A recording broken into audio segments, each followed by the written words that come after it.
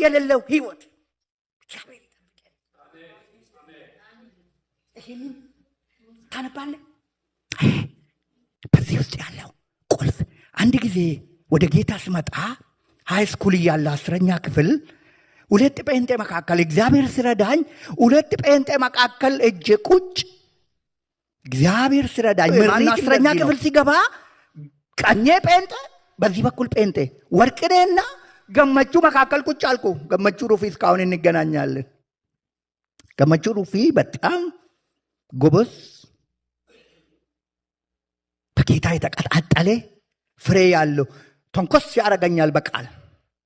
እሱን ለማሸነፍ ብዬ መጽሐፍ ቅዱስ ነበረኝ። ጥሩነቱ ብዙ ባላነብም ግን ማንበብ ጀምራለሁ መጽሐፍ ቅዱስ። የሚገርማችሁ እዛ ሆኜ ማለት ነው፣ እዛኛው ቤት ሆኜ ማንበብ ጀምራለሁ። እና እሱ ዛሬ የነገረኝን እሱን ለማሸነፍ ለነገ ተዘጋጅቼ እመጣለሁ ፈላልጌ ማግኘት ጀመርኩ። በተለይ ማቴዎስ 24ን ማግኘት ጀመርኩ። ሐሰተኛ አስተማሪዎች የሚለው ለእኔ በቃ እሱ በጣም አደገኛ ክርክር ነው።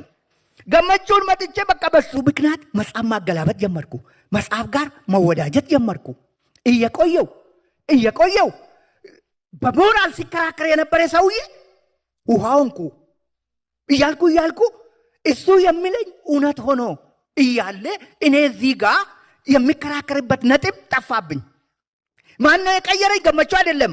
ይሄ ከዚህ ጋር ገመቹ ምክንያት አድርጎ እግዚአብሔር ገመቹ ወደ እኔ ልኮ በገመቹ ውስጥ አልፎ በገመቹ ውስጥ ፍሬ ወገኖች ፍሬው ወደ እኔ ሲደርስ እኔ ደግሞ ከዚህ ጋር መወዳጀት ሲጀምር ይሄ ማንበብ ሲጀምር ይሄ ወገኖች ሰርች እያደረግኩ እያነበብኩ እየፈለግኩ ገመቹን ለማሸነፍ ሳነብ ለካ ውስጤ ባዶ እየሆነ ነው። ያ የክርክር መንፈስ እየሟሸሸ የወጣ ነው።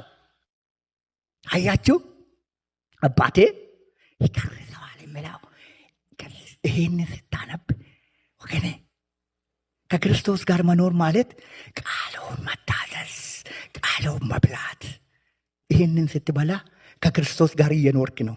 እኔ ልንገር ይሄ ከወደድክና ይሄን ከበላ እየኖርክ እንደሆነ ይወቅ።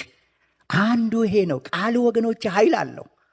ቃሉ ይሰራል። በላ አላነበብክ እንደዛኛው ቤት ለማስፈራሪያ ብቻ አስቀምጤ ፓስተር ሲመጣ ብቻ እፍ አድርጌ የሚሰጥ ከሆነ እሱ ህይወት አይደለም። ፓስተር የአንድ ቀን ጉርሻ አጉርሶ ሊሄድ ይችላል። የአንድ ቀን ጉርሻ ደግሞ እንደሚታወቁ ለምሳ አደርስም፣ ለራትም አበቃም። ጉርሻ እንግዲህ በፓስተር አትኖርም። አንተ ነህ አንብቤ የምትለወጠው።